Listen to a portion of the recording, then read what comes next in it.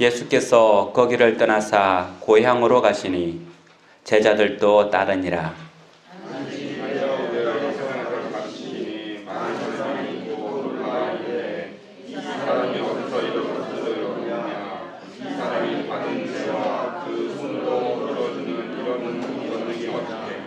이 사람이 마리아의 아들 목수가 아니냐? 야고보와 요셉과 유다와 시몬의 형제가 아니냐? 그 누이들이 우리와 함께 여기 있지 아니하냐 하고 예수를 배척한지라. 예수께서 그들에게 이르시되 선지자가 자기 어장과 자기 지척과 자기 거기서는 아무 권능도 행하실 수 없어 다만 소수의 병자에게 안수하여 고치실 뿐이었고. 아멘. 같이 시간 우리 옆에 분하고 같이 인사를 나누겠는데요. 예수님이 당신의 주님이십니다 라고 한번 인사 말씀 나눌까요?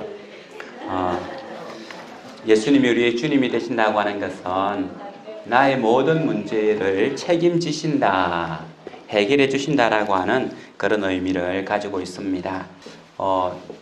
몇 년 전에 인기 프로그램 중에 하나가 복면가왕이라고 하는 음악 프로그램이 있었죠. 우리 이한이도 잘 아는데 복면가왕에 보면 말 그대로 노래할 때에 가면을 쓰고 노래를 불러서 누가 제일 잘 부르는지 그렇게 평가하는 프로그램이었습니다. 그래서 그 프로그램을 통하여서 재밌는 이름들이 많이 나왔는데 어떤 사람은 팝콘 소녀 또는 양철 로봇, 음악 대장 이렇게 하면서 자기 거기에 맞는 걸맞는 가면을 만들어 쓰고는 열창을 했어요. 열창을 했는데 이 프로그램을 통해서 많이 알려진 사람이 우리 CCM 가수인 소향 같은 경우도 어떤 이름을 나왔냐면 흥부자 때 해가지고는 6번인가 왕에 앉았더랬습니다. 최고로 많이 앉았던 사람이 9번 앉았던 국카스텐 하현우 우리 젊은 우리 집사님 같은 경우 잘 아시는데요. 9번이었죠. 10번 할 것인가 말 것인가 막 하다가 10번은 결국 못하고 했는데요. 그 이후에 하현우 씨가 스케줄이 빈틈이 없을 정도로 많이 불려다녔는데요. 스타가 탄생하는 장소였습니다.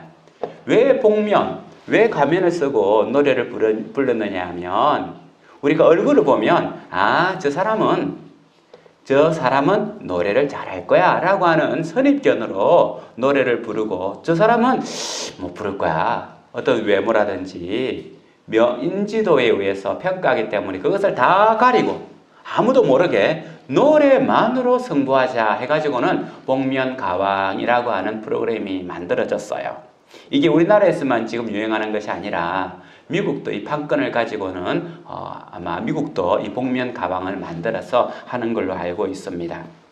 얼굴이 공개되면 그 사람의 가지고 있는 실제적인 실력이 드러나지 않기 때문에 그 선입견을 내려놓고 그 사람이 가지고 있는 실력만으로 평가하자라고 하는 거였는데요.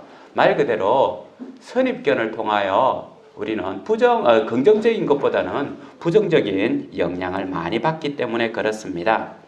우리가 단순히 선입견이 TV 프로그램 보는 어떤 그런 것에서 국한된다고 하면 문제가 아니겠지만 우리가 살아가는 데 있어서 선입견이라고 하는 것 때문에 많은 갈등을 겪기도 하고 어려움을 겪기도 합니다. 지난주에 북미 회담이 열렸는데요.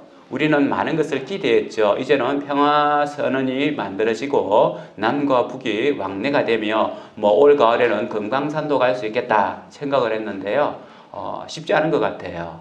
왜 그렇습니까? 북미 회담이 결렬됐는데 근본적인 이유는 서로에 대해서 신뢰하지 못한다는 거죠.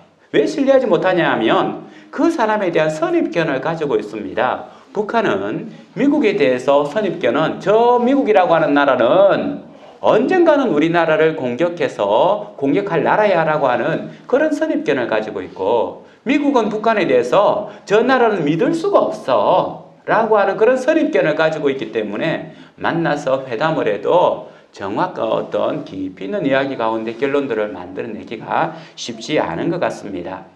이렇게 선입견이라고 하는 것은 우리의 평화를 위협할 만큼이나 큰 문제이기도 하죠. 우리나라는 재범률, 교도소에 갔다 온 사람들이 다시금 교도소에 들어갈 확률이 높은 나라 중에 하나인데요. 왜냐하면 교도소에 다녀온 사람이 직장을 구하려고 하면 사장들이 그 사람에게 일거리를 안 준다는 겁니다. 여러분 같은 경우는 어떻겠습니까? 교도소에 갔다 온 사람이 자기 사업체에 와서 일자리 좀 달라고 하면 쉽게 내어주기가 쉽지 않죠. 선입견이 있기 때문에 그렇습니다. 교도소에 다녀왔기 때문에 이 사람은 나쁜 사람일 거야 라고 하는 선입견 때문에 이 사람에게 직장을 얻기 힘들다는 거예요. 그러다 보니까 이 사람이 교도소에서 큰 마음 먹었습니다. 이번에 나가면 손 씻고 내가 성실하게 한번 살아보리라. 그래 직장생활 열심히 해보리라고 왔는데 자기를 고용해 주지 않는 거예요. 그러다 보니까 다시금 어떻게 합니까? 다시금 죄를 짓고 교도소에 들어가면 사람들이 뭐라고 하냐면 역시 그렇지. 선입견을 통하여 그 사람이 다시금 죄를 짓게 하고 그래서 이 사람이 2범, 3범 전과가 계속 올라가는 그런 모습이 나오는 거죠. 그 사람에 대한 선입견, 그 사람을 쓰러뜨리게 하는 요소가 되기도 합니다. 이렇게 선입견이라고 하는 것은 국가의 갈등을 조장하기도 하고 또 사회의 문제를 만들어내기도 하고 가정도 그렇죠. 내 남편이라고 할 때에는 그 남편이라고 하는 말을 탁 던지는 그 뉘앙스에 가지고 있는 선입견이 있어요.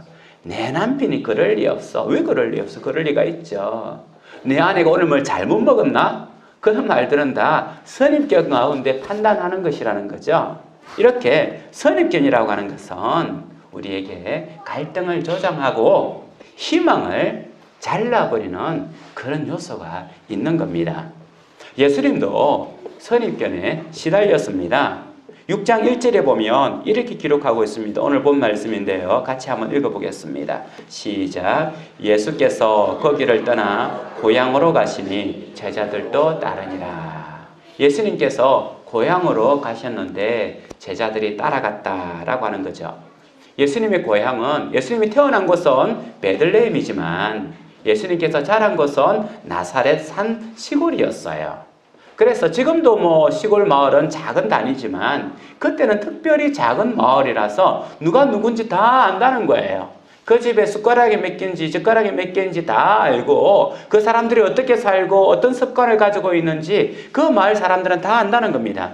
지금처럼 직장을 이 사람은 이렇게 가고 저 사람은 저렇게 가는 것이 아니라 서로 상부상조하며 살아야 되기 때문에 그 집안 사정, 그 집안 가문의 흐르는 어떤 습관 다 안다는 거죠. 예수님께서 그 고향 나사렛으로 들어갔는데 제자들과 함께 갔습니다. 곧 그 말은 랍비로서 갔다는 말이죠. 그 고향 사람들에게 랍비로서 선생으로서 가서 제자들을 수련하고 가르치는 것 가운데 갔습니다. 그래서 6장 2절에 보면 안식일이 되어 회당에서 가르치시니 많은 사람들이 듣고 놀랐더라 라고 말씀하고 있습니다. 예수님께서 안식일이 돼서 랍비이기 때문에 회당에 들어가서 말씀을 가르쳤어요. 그 시대는 랍비는 선생은 회당에서 말씀을 가르칠 수 있는 자격이 됐기 때문에 말씀을 전했습니다. 그랬더니만 많은 사람들이 놀랐다는 거죠. 그리고 이렇게 고백합니다. 이 사람이 어디서 이런 것을 얻었느냐? 이 사람이 받은 지혜와 그 손으로 이루어지는 이런 권능이 어찌 된 것이냐? 자기들이 알고 있는 그 가문의 예수가 아니라는 거예요. 그가 전하는 말씀이 지혜 있고 권능 있는 말씀이라는 겁니다. 어떤 누구도 말하지 않는 그런 권위 있는 말씀이라는 거예요. 저렇게 지혜 있고 권위 있는 말씀을 어디서 배웠단 말인가? 그리고 뒤에 나오지만 예수님께서 안수하니 병자들이 나았습니다. 이런 권능을 그가 어디서 배웠단 말인가? 깜짝 놀란 거예요. 지금까지 그들이 알고 있던 예수님, 그들이 알고 있던 예수, 지금 고향에 방문한 예수와 너무 다르다는 겁니다. 이쯤 되면 사람들은 이런 상황에서 어떤 평가를 내릴까요? 여러분 같으면 이런 상황에서 어떤 반응을 보이겠습니까? 그러면 야, 우리가 알지 못했던 예수니까 한번 귀담아 들어보자. 무슨 말씀을 하시는지, 저분이 어떤 능력을 가지고 있는지 우리가 다시 한번 더 알아보자 라고 하는 긍정적인 마음을 가지겠습니까? 그런데 마가복음 6장 3절에 이렇게 기록하고 있습니다. 이 사람이 마리아의 아들 목수가 아니냐. 이것이 나사렛 동네에 살고 있는 사람들이 예수님에 대한 평가입니다. 이 사람이 마리아의 아들 목수가 아니냐. 우리가 여기서 주목해야 될 것은 예수님을 마리아의 아들이다 라고 표현한 겁니다. 여러분들은 다른 사람에게 소개할 때에 어머니의 아들로 소개합니까? 아버지의 아들로 소개합니까? 당연하게 아버지의 아들로 소개하죠. 그래서 우리는 성도 아버지의 성을 따라가지 않습니까? 지금은 뭐 성을 선택을 할 수가 있어요. 아빠와 엄마의 성 모두 다 뭐 최강, 아빠가 최시고 엄마가 강씨면 최강 누구 그렇게 할 수 있고요. 이 성을 선택을 할 수가 있는데 대부분 아버지의 아들이다라고 하는 거죠. 아버지의 아들이다. 어머니의 아들이다라고 할 때는 사실은 이건 모욕적인 언어예요. 여기서 물론 이때 아마 예수님의 아버지 요셉은 돌아가셨을 겁니다. 돌아가셨어요. 그러면 살아있는 어머니의 아들이다라고 하는 표현이 아니에요. 그 시대는 아버지가 돌아가셨더라도 그 아버지의 아들로 불려져야 되는 겁니다. 그러면 이 사람이 누군가 요셉의 아들 예수가 아닌가 그렇게 말해야 되는데 마리아의 아들이 목수가 아닌가라고 하고 있다는 거예요. 곧 이것은 어머니의 아들이다라고 표현하는 것은 사회적으로 폄하하고 모욕을 주는 그런 언어라는 겁니다. 강대상에서 좀 이 말을 해야 될까 말해야 될까 굉장히 고민하다가 이해를 돕기 위해서 말씀을 드리려고 하는 제가 사용하는 용어는 아닙니다. 제가 사용하는 용어는 아닌데 지금은 별로 그렇게 하지 않을 건데 호로 뭐뭐라고 하는 여기 있지 않습니까? 그 언어에 대해서 사회적 언어로 분석을 할 때도 있고 이제 민간에서 사용하는 용어로 분석할 때도 있고 언어적으로 분석할 때가 있어요. 호로라고 하는 그 언어가 어디서 왔냐라고 할 때 호레 해가지고는 오랑캐의 자식이다라고 하는 표현. 그러니까 이 말은 옛날에 이런 뭐랄까요 이방 오랑캐에 잡혀간 여인들이 많이 있지 않습니까? 그들이 데려온 자식이다라고 하는 거예요. 여자들이 이제 전쟁에서 여자들이 포로로 중국의 뭐 만주라든지 뭐 끌려가면 어느 정도 시간이 돼서 풀려났거나 또는 전쟁 중에 여인들이 어려운 일을 당하고 나면 전쟁이 끝나고 나면 아기를 낳잖아요.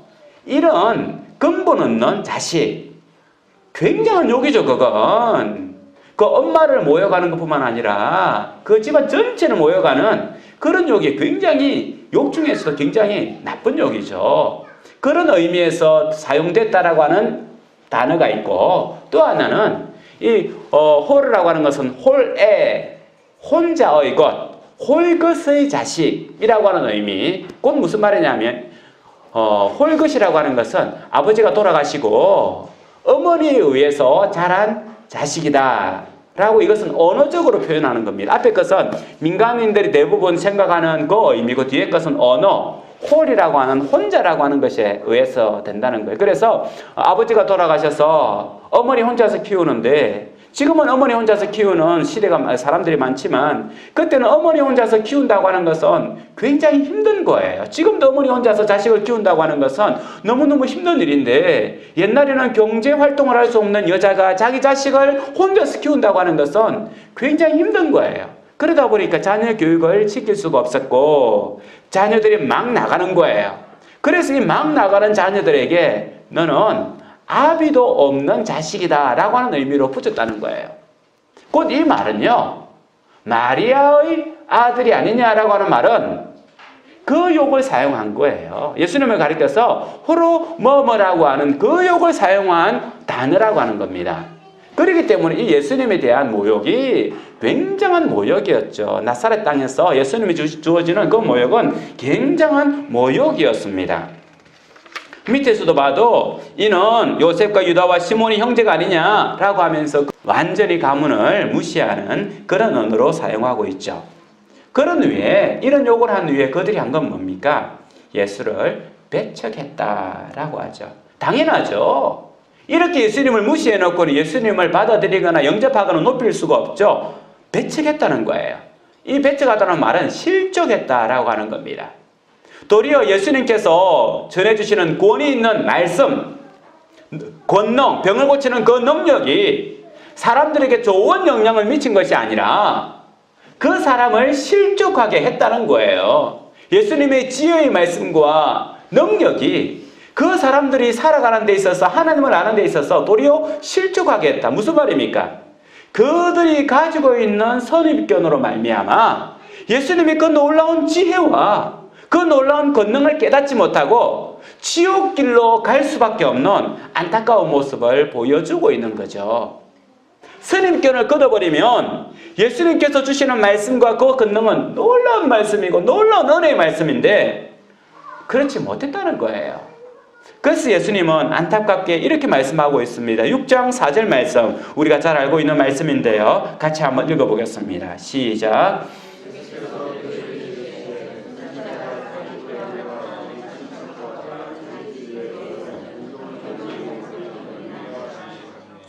인정하시죠? 우리 부모님들 참 남자들은 내 아내 외에는 다 나를 존경하는데 그런 마음 들지 않습니까? 우리 부모님들은 내 자식 외에는 다 나를 존경하는데 그런 마음 들지 않습니까? 선지자가 자기 고향과 자기 친척과 자기 집 외에는 존경을 받지 못함이 없느니라. 이게 예수님께서 하시는 이 나사렛 동네에 주시는 말씀이에요. 이 말씀은 어디서 온 말씀이냐 하면 예레미야서에서 가져온 말씀입니다. 우리가 잘 알고 있는 예레미야는 눈물의 선지자죠. 눈물을 흘리면서 너희가 이렇게 죄를 지으면 하나님께 이렇게 죄를 지으면 우리나라가 멸망할 수밖에 없다면서 눈물을 흘리면서 할 때에 하나님께서 뭐라고 하냐면 더 이상 외치지 마라. 저 백성들이 깨닫지 못한다. 더 이상 외치지 마라. 라고 함에도 불구하고 예레미야는 눈물을 흘리면서 막 회개하라. 죽게 돌아와라. 눈물을 흘리면서 그렇게 외쳤어요. 이 예레미야의 고향이 어디냐 하면 아나돗이라고 하는 고향입니다. 그런데 이 아나돗 사람들이 뭐라고 이야기하냐면 이렇게 고백해요. 여호와께서 아나돗 사람들에게 대하여 이같이 말씀하시되 그들이 내 생명을 빼앗으려고 찾아 이르기를 너는 여호와 이름으로 예언하지 말라. 두렵건대 우리 손에 죽을까 하노라 하도다. 이게 조금 어려운데 세 번역에서는 뭐라고 번역을 하냐면 그들이 너의 목숨을 노려 이르기를 너는 주님의 이름으로 예언하지 말아라. 주님의 이름으로 예언을 계속하다가는 우리 손에 죽을 줄 알아라. 협박하는 거예요. 너가 계속해서 주님의 이름으로 그따위 예언을 하면 너 우리한테 죽을 줄 알아. 아나돗 사람들이 예레미야에게 그렇게 했다는 겁니다. 예레미야는 유다 백성들이 망할 것이 안타까워서 눈물을 흘리며 기도하며 하나님께서도 그만해라 이제 됐다. 이 백성들이 너가 그렇게 한다고 해서 회개할 것 같으냐 함에도 불구하고 예레미야는 눈물을 흘리면서 하나님 그래도 한 번만 더 기회를 주십시오 하면서 그렇게 말씀을 전하고 복음을 전했는데 아나돗 사람들은 다시는 주님 이름으로 그따위 말을 하지 말아라. 그렇게 말했다가는 우리가 당장 너를 죽여버릴 수 있어. 그래서 어떻게 합니까? 구덩이에 빠뜨려 버리잖아요. 구덩이에 빠뜨려 버리면서 예레미야를 죽이려고 실제적으로 하는 거예요. 하나님 말씀을 전하는 예레미야가 고향 사람으로부터 환영을 받지 못한 것을 말하면서 예수님께서는 자기 고향과 친척과 자기 집 외에는 존경을 받지 못한 곳이 없다. 그건 예수님께서는 어떻게 된다는 겁니까? 예레미야처럼 고향 사람인 유대인들로부터 이런 핍박과 고난을 받을 것이다 라고 하는 것을 우리에게 말씀해 주고 있는 겁니다. 누가 예수님을 십자가에 못 박았습니까? 같은 유대인들이 죽였지 않습니까? 누가 예수 그리스도의 복음이 세계 가운데 퍼져나가는 것을 막았었습니까? 바울 사도가 2차 선교 여행을 떠나서 저 마게도냐에 가서 주의 복음을 전할 때에 또 아시아 지역에 복음을 1차 여행을 떠날 때에 지속해서 방해했던 사람들은 누구냐 하면 다 유대인들이에요. 그 집안 사람들, 고향 사람들, 같은 민족이 이 복음의 길을 막았었다는 겁니다. 왜? 그들이 알고 있는 선입견으로 우리가 어떻게 예수 그리스도의 십자가로 구원을 받는단 말이야. 우리가 어떻게 예수님을 믿어서 우리가 구원을 받는단 말이야. 우리가 알고 있는 모세를 믿어야지, 율법을 믿어야지, 할례를 해야지. 그들이 알고 있는 선입견으로 예수님의 복음을 비방하고 핍박하고 받아들이지 않았다는 거죠. 우리는 어떻습니까?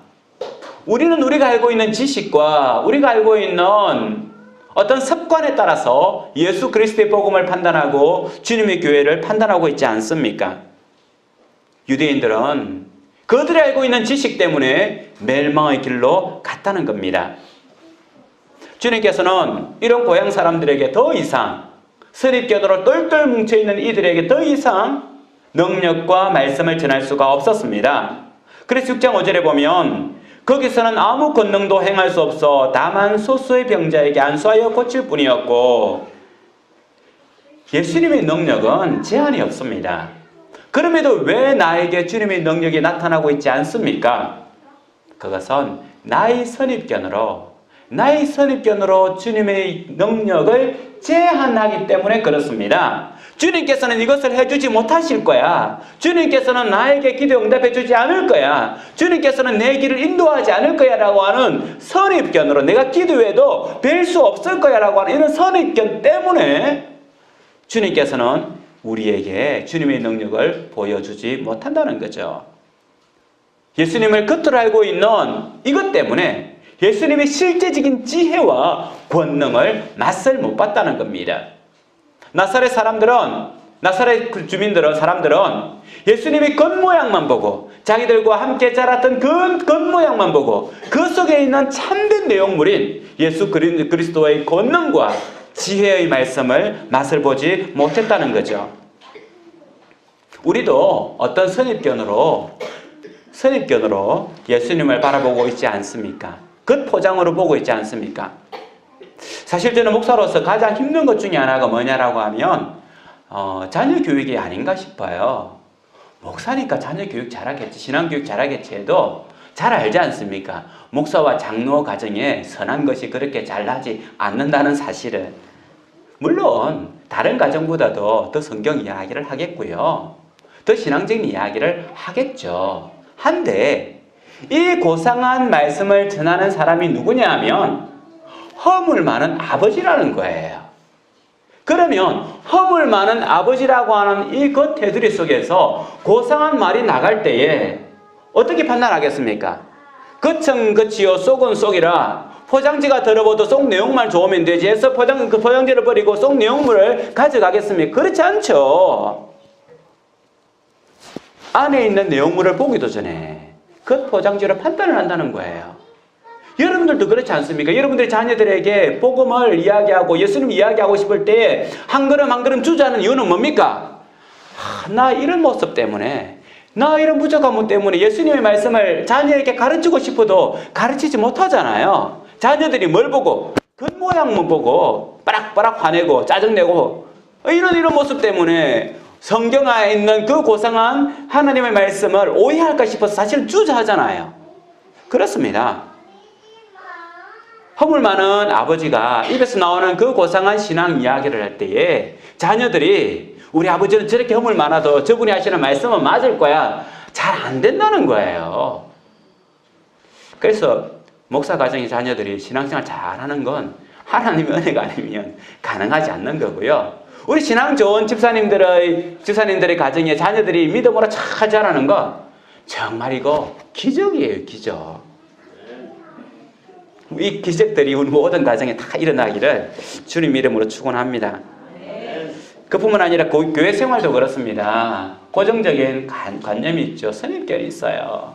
우리 교회에 대한 선입견, 우리 집사님들을 바라볼 때에, 우리 권사님들을 바라볼 때 각자가 바라보는 선입견이 있습니다. 옛날에 저분이 저랬는데, 옛날에 저분이 나에게 저런 말을 했지 라고 꽁 안고 있으면요, 그분이 교회를 위해서 뭘 합시다, 기도합시다 라고 하면 옛날에 나에게 저렇게 한 사람이 무슨 그런 관점, 그런 선입견들이 있으면 결코 교회는 화평이지 않는 거죠.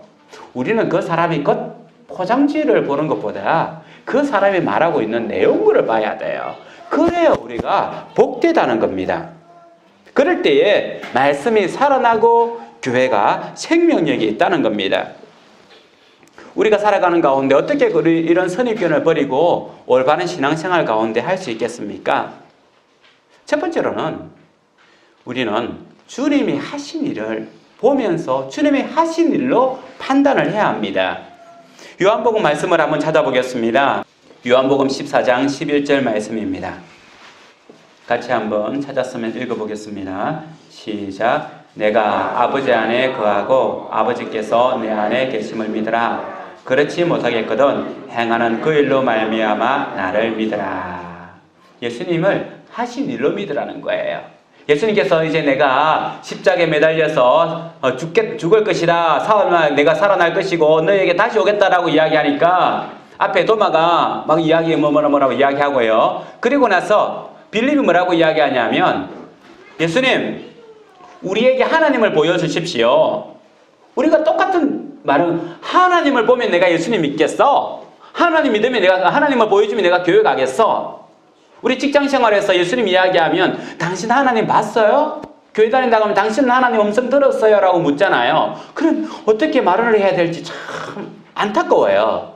그죠? 내가 가지고 있는 신앙에 대해서 이야기하면 그분이 이해하지도 못할 것 같고 그렇다고 하나님을 확 보여줄 수 있는 능력이 있는 것도 아니고 참 안타까운데 이때 빌립이 그렇게 하니까 예수님께서 뭐라고 말씀하셨냐면 빌립아 내가 너와 이렇게 오래 함께 있었음에도 불구하고 하나님을 못 봤다고 말을 하느냐? 내가 하나님 안에 거하고 하나님이 내 안에 거하거늘 너가 나를 본 것이 곧 하나님을 본 것이다 라고 이야기를 하는 거예요. 그러면서 하나님께서 나에게 말씀하지 않으시면 내가 한 말씀도 할 수가 없다. 내가 하는 모든 말은 하나님으로부터 받아서 하는 말이다. 빌립아, 다른 말은 하나님을 나를 본 것이 곧 하나님을 본 것이다 라고 말씀을 하셔요.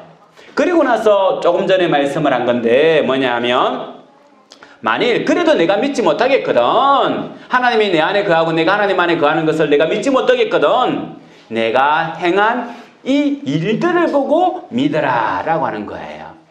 예수님께서 행한 일들은 뭡니까? 안전병이를 낫게 하고 무리를 걸으시고 죽은 자를 살리시고 이 많은 기적들이 어떻게 일어났느냐? 하나님께서 행하시는 이 일을 보고 나를 믿으라 라고 하는 거예요. 사랑하는 성도 여러분, 물론 하나님 우리 예수님께서 행하신 일 성경에 기록되어 있죠. 그런데 하나님께서 하신 일이 성경에만 기록되어 있습니까? 봄날에 피어나는 저 새싹에도 하나님께서 하시는 일이 기록되어 있고요. 흘러가는 저 강물 속에 파다닥거리고 다니는 저 무슨 잉어죠. 저 잉어들 속에도 하나님의 메시지는 남겨져 있고요. 겨울이 물러가는 이 봄바람에도 하나님의 메시지는 다 남겨져 있는 거예요. 하나님이 다 하시는 거예요. 이것을 묵상하면 하나님을 알 수 있다는 거죠. 그래서 하나님께서 하시는 모든 것을 보고 나를 믿으라 라고 하고 예수님께서 행하신 그 일을 보고 나를 믿으라. 곧 더 좁게 말한다면 성경 속에 행하신 주님의 음성을 듣고 나를 믿으라 라고 하는 거예요.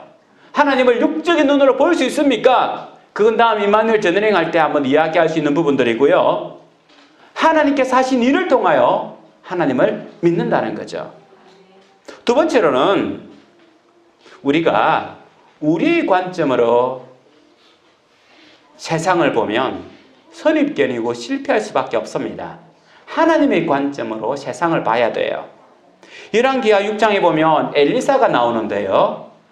열왕기하 8장에 보면 엘리사가 나오는데 엘리사가 그 위에 있는 북쪽에 있는 아람 왕과 그 신하들이 대화하고 있는 대화들을 다 듣는 거예요.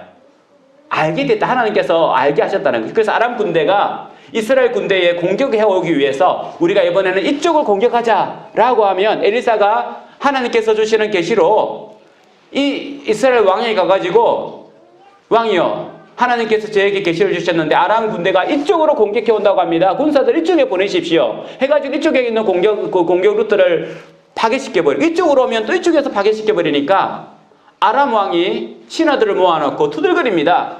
우리 중에 첩자가 있어. 누구야? 우리 중에 첩자가 누구야?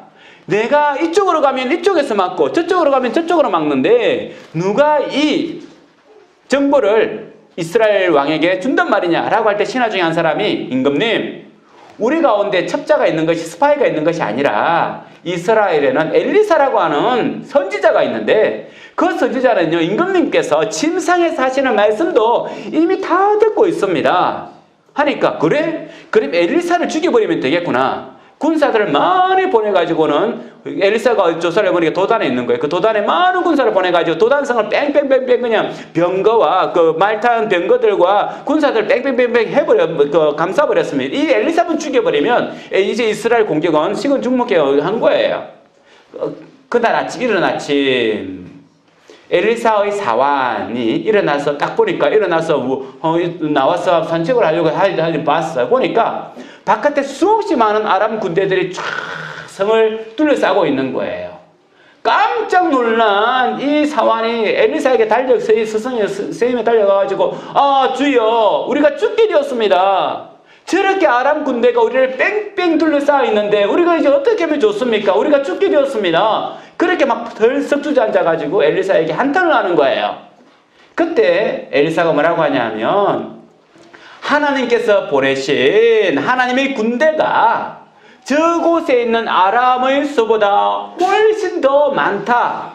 주여, 저 사환의 눈을 뜨게 하사 주의 군대를 보게 하소서 라고 기도를 합니다.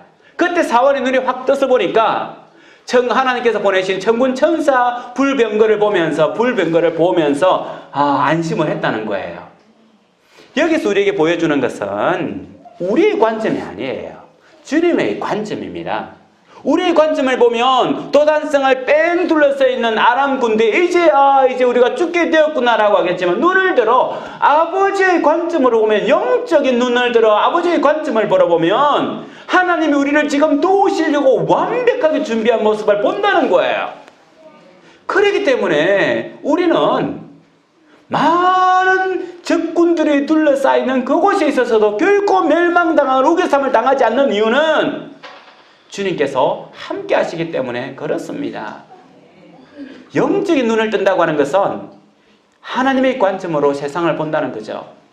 요한복음 9장에 보면 이런 말씀이 나옵니다. 예수님께서 길을 가실 때에 한쪽에 눈이 먼 소경이 있었죠.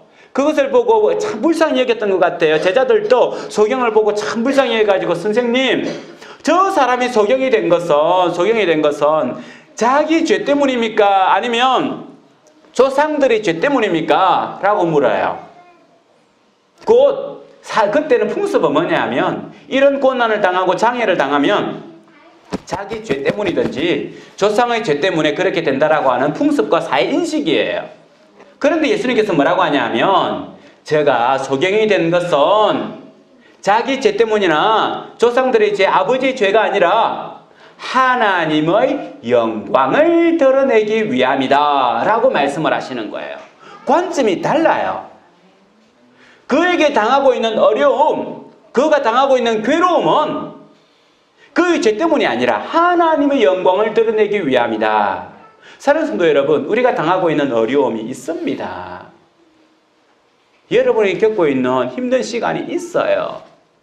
저도 힘든 시간을 겪기도 하고요. 그때 사람의 관점은, 왜 이런 일을 당했어? 왜 이런 일이 생긴 거야? 어떻게 하면 좋아? 자기의 가슴을 치고 한탄하겠죠. 어제 제가 분당에 신방할 일이 있어 갔다가 율동공원에 돌아보니까요, 옛날에 없었던 게 있더라고요. 막 2만 원 붙여놨더라고. 뭐라고 붙여요? 잠깐 모든 생각을 여기서 멈추세요. 다시금 생각하여 자살하지 마세요. 뭐 그런 문구가 있더라고요. 그 처음에는 잠깐 여기서 멈추세요. 왜 여기서 멈춰야 되나 싶었는데 보니까 자살 예방 캠페인이에요. 무슨 말이냐면, 자기의 관점으로 보면 이 문제가 자기 인생이 끝나버리면 다 끝날 것 같아요. 그래서 또 어리석게도 자기의 목숨을 끊기도 합니다. 그런다고 해서 끝나는 게 아니죠. 남아있는 자녀와 가족과 주변 사람들의 고통은 훨씬 더 깊어요. 끝나는 게 아닙니다. 자기의 관점으로 보는 것이 아니라 이 고난과 이 어려움은 누구의 영광을 위하여? 하나님의 영광을 위하여 있다라고 하는 것 가운데 하나님의 관점으로 이 어려움을 이겨내야 되는 거예요. 그럴 때에 새로운 일들이 우리에게 주어지는 겁니다. 세 번째로는 우리가 주님의 뜻을 행하려 하면 이것이 분명합니다. 요한복음 14장 13절에 보면 이렇게 기록되어 있습니다. 너희가 내 이름으로 무엇을 구하든지 내가 행하리니 이는 아버지로 하여금 이들로 말미암아 영광을 받으시게 하려 함이라. 내 이름으로 무엇을 구하든지 내가 행하리니 이는 아버지로 하여금 아들로 말미암아 영광을 받으시게 하려 함이라. 구하라고 하는 거예요. 그리고 행하라고 하는 겁니다. 너희가 행하면 내가 진실로 너희에게 이르노니 너희가 믿는 자는 내가 하는 일도 그도 할 것이요 또한 그보다 큰 일도 하리니 이는 내가 아버지께로 감이니라. 우리가 주님 일을 한다는 겁니다. 우리가 주님 일을 하면, 행하려 하면 이것이 주님의 것임을 알 수 있다는 겁니다. 그렇습니다. 우리가 주님의 뜻을 잘 분별하지 못하는 이유는 주의 뜻을 행할 마음이 없기 때문에 그래요. 그 뜻을 행하면 이것이 정말 주님의 것인지 아닌지 분별한다는 겁니다. 우리 안기인 권사님이 있어서 좀 말씀을 드리기가 그렇지만 안기인 권사님 연세가 지금 84시예요. 지금 오시는 곳이 마석에서 거의 1시간 반, 2시간 차를 타고 대중교통을 이용해가지고 오고 계시는데 84세에 대중교통 이용해서 1시간 만에 2시간 온다는 건 참 힘든 일이죠. 그래도 계속해서 이 교회를 사랑하면서 오고 계셔요. 그런데 권사님이 작년 말에 올 초에 저에게 놀라운 간증을 들려주면서 참 기뻐하셨는데요. 그 중에 하나가 권사님께서 10년 동안 작정을 하셨대요. 이 교회의 건축을 위해서 10년 동안 작정을 하셨는데 매월 내가 10만 원씩 건축원금을 내겠다라고 작정을 하셨어요. 3년 내겠다라고 작정을 하셨어요. 그런데 그전에는 무릎도 아프고 관절염도 있고 해서 걸어다니기가 쉽지 않았는데 이렇게 작정을 하고 이제 그렇게 하려고 하면 돈을 벌어야 되잖아요. 그래서 80이 넘는 연세에도 불구하고 마포까지 왔다 갔다 하고 막 하면서 했는데 놀랍게도 하나님께서 걷기 힘들었던 이 관절염을 고쳐주시고 걸을 수 있는 은혜, 지금도 그래서 교회를 그 먼 거리에도 버스를 타고 이렇게 지하철을 타고 걸어서 지금 오시는 거예요. 이런 치유의 은혜를 베풀어 주셨고 또한 3년 동안 계속해서 할 수 있게끔 직장들을 연결시켜 주셨다는 거죠. 우리 권사님에게만 일어난 일들이 아니라 우리 다른 권사님들에게도 또 이런 은혜들이 있고요. 또 다른 집사님들에게도 이런 은혜가 있는 거예요. 뭘 하려고 하면 주님의 뜻을 행하려 하면 이것이 주님께서 주신 것인지 주님께서 주시지 않은 것인지를 판단할 수 있다는 겁니다. 기도하지 않고 얻을 수 있는 것은 아무것도 없습니다. 바울 사도는 기도한 것마다 다 이루어졌을까요? 우리가 성경 한번 더 마지막으로 찾아보겠습니다. 고린도후서 12장 7절과 8절 말씀, 9절 말씀 같이 한번 읽어보겠습니다. 시작. 여러 계시를 받은 것이 지극히 크므로 너무 자만하지 않게 하시려고 내 육체에 가시 곧 사탄의 사자를 주셨으니 이는 나를 쳐서 너무 자만하지 않게 하려 하심이라. 이것이 내게서 떠나가게 하기 위하여 내가 3번 주께 간구하였더니 나에게 이르시기를 내 은혜가 내게 족하도다. 이는 내 능력이 약한 데서 온전하여짐이라 하신지라. 그러므로 도리어 크게 기뻐함으로 나의 여러 약한 것들에 대하여 자랑하리니 이는 그리스도의 능력이 내게 머물게 하려 함이라. 이게 사실은 복음이지 않습니까? 우리가 기도하는 거 100가지 기도해서 100가지 다 들어지면 얼마나 좋겠습니까? 많은 하나님의 뜻은 거기에 있는 것이 아니라는 거예요. 바울 사도는 어떤 사람입니까? 안전뱅이를 루스드레에서 안전뱅이를 일으키기도 하고 죽은 사람을 살리기도 하고 돌에 맞아 다 죽은 것 같지만 그 다음날에 벌떡 일어나서 움직이는 그런 능력의 사람입니다. 그런데 그에게 한 가지 눈에 가시가 있었죠. 그것이 정확하게 뭔지는 몰라요. 한데 그가 이것이 너무 불편해가지고는 하나님 앞에 몇 번 기도합니까? 3번 기도를 했어요. 근데 하나님께서 다른 사람은 치유하고 다른 사람을 다 낫게 해주는 능력을 주신 그 주님이 바울은 자기를 위하여 기도했는데 아무 일이 생기지 않는 거예요. 얼마나 안타까웠을까요? 주님, 이것 좀 낫게 해주시면 내가 모든 것을 다 할 수 있습니다. 할 수 했을 건데 안 낫게 해주는 거예요. 그런데 그가 고백하는 건 뭡니까? 내가 약한 데서 강하여짐이니라. 하나님께서 나에게 너무도 많은 계시의 말씀을 주셨고 능력을 주셨는데 이것마저 나에게 완벽하다고 하면 내가 교만하여 썰어질 수밖에 없을 거다. 하나님께서 그 잔치로, 안전장치로 나에게 이것을 주셨구나. 어떻게 살았다는 거예요? 기도를 해 살았다는 겁니다. 기도하지 않고 고민하면서 그렇게 산 게 아니라 주님 앞에 구했다는 거예요. 행했다는 겁니다. 그랬더니만 그런 지혜가 온 거죠. 구하지 않고 받을 수 있는 것은 아무것도 없습니다. 구하지 않고 깨달을 수 있는 지혜도 없다는 거예요. 구하지 않고 하나님께서 우리에게 베풀어 주시는 그 은혜를 깨달을 수 있는 지혜는 없어요.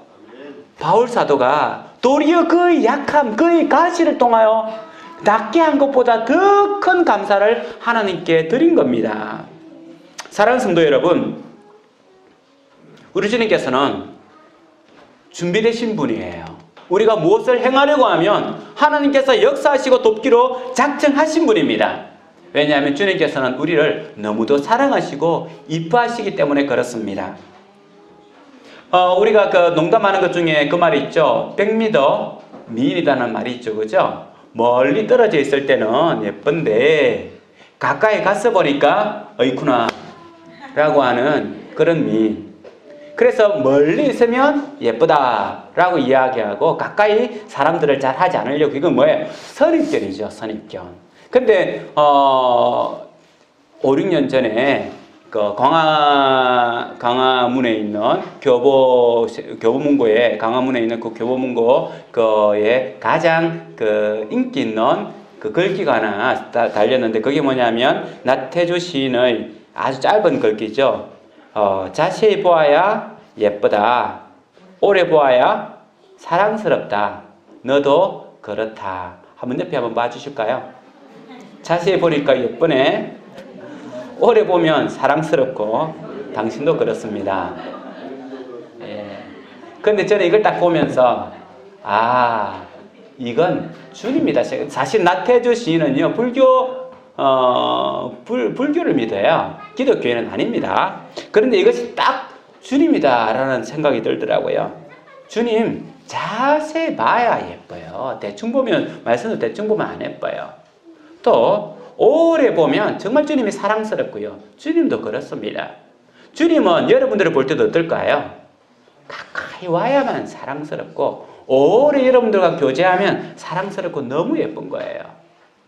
이게 뭘 깨는 겁니까? 선입견을 깨는 겁니다.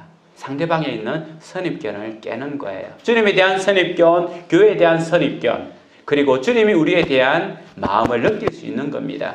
사랑하는 성도 여러분, 우리가 가지고 있는 선입견, 교회에 대한 선입견, 주님에 대한 선입견, 상대방에 대한 선입견, 우리가 주님께서 하신 그 일로 판단하고 또한 우리의 관점이 아니라 주님의 관점으로 이웃을 보고 아내를 보고 또 내 회사 일을 보게 되면 이 선입견을 깰 수가 있고요. 또 주님께서 행하신 그 일을 나도 행하여 보겠다라고 한다면 하나님의 능력 가운데 새로운 세계를 볼 수 있습니다. 이런 은혜가 우리 모두에게 임하기를 주님의 이름으로 축원합니다.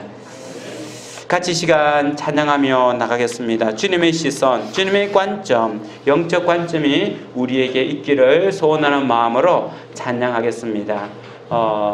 우리의 모든 시선, 모든 관점, 모든 선입견을 주께 드리고 하나 살아계신 하나님을 느끼면서 우리는 주님의 역사 가운데 나아가는 우리의 신앙생활 되기를 소원하면서 시선 내게로부터 눈을 들어 주를 보기 시작할 때 찬양 같이 하겠습니다.